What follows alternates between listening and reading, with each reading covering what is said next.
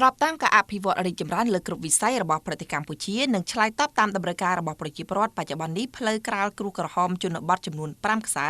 ក្នុងស្រុកកណ្ដៀងខេត្តពោធិ៍សាត់បាននឹងកំពុងដំណើរការស្ថាបនាទៅជាប្រភេទផ្លូវកៅស៊ូ2ជាន់ DBST និងផ្លូវបេតុងស្របគ្នាក្នុងពេលតែមួយដើម្បីជួយសម្រួលដល់ការលំបាករបស់ប្រជាពលរដ្ឋឲ្យមានភាពងាយស្រួលនៅក្នុងការធ្វើដំណើរដល់កសិផល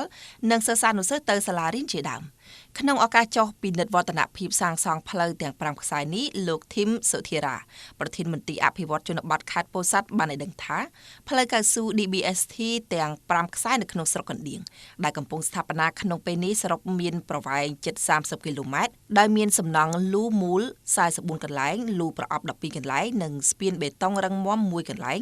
ដែលរួមមានទី1ផ្លូវផ្ទះស្រែទៅបាគូប្រវែង7គីឡូ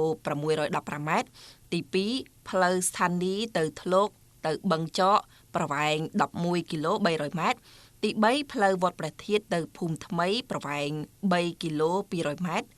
ទី4ផ្លូវថ្មីទៅ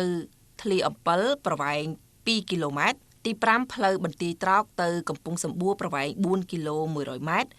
ក្នុងនោះលោកប្រធានមន្ត្រីបានបញ្ជាក់បន្ថែមថាការស្ថាបនាផ្លូវទាំង5ខ្សែនេះគឺស្ថិតនៅក្នុងក្របខ័ណ្ឌគម្រោងគាំទ្រនិរន្តរភាពហេដ្ឋារចនាសម្ព័ន្ធផ្លូវជនបទ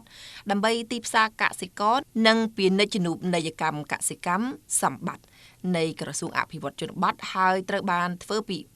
ទីបាការដ្ឋានសាងសង់ក្រោមអធិបតីភាពឯកឧត្តមឆៃរតទីសែនរដ្ឋមន្ត្រីក្រសួងអភិវឌ្ឍជនបទ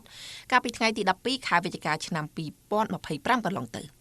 សូមជម្រាបជូនដែរថាសម្បត្តិគឺជាគម្រោងមួយក្នុងចំណោមគម្រោងជាច្រើនរបស់ក្រសួងអភិវឌ្ឍជនបទក្រោមកិច្ចសហការរវាងរដ្ឋាភិបាលកម្ពុជាជាមួយដៃគូសហការចំនួន2ក្នុងគោលបំណងស្ថាបនាផ្លូវជនបទឲ្យប្រសើរឡើងលើកកម្ពស់គុណភាពផ្លូវក្រាលគ្រូក្រហមទៅជាផ្លូវកៅស៊ូឬផ្លូវបេតុងបច្ចុប្បន្នគម្រោងសម្បត្តិគ្រប់ដណ្ដប់ក្នុងខេត្តចំនួន12ដោយខេត្តពោធិ៍សាត់ទទួលបានគម្រោងចំនួន8ខ្សែ